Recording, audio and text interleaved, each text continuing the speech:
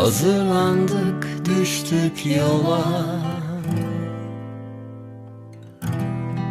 Gidiyoruz dünyadan uzağa.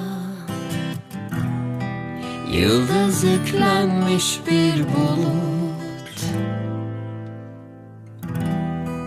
umut yağıyor toprağa.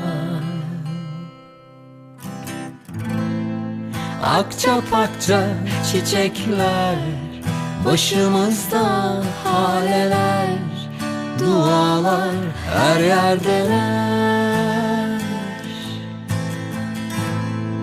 Uzun zamandır yorgundum, yüzüm kireç solgundum. Sen öptün de kurtuldum. İyi ki o kuyuya indim, İyi ki o şiiri sevdim, İyi ki o sınırı aştım, İyi ki kokuna bulaştım, İyi ki bana bunu yaptın.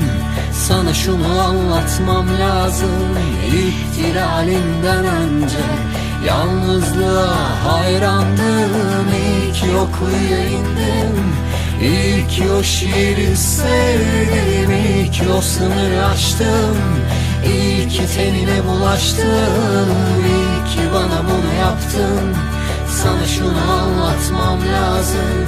İhtilalinden önce yalnız kendime hayrandım.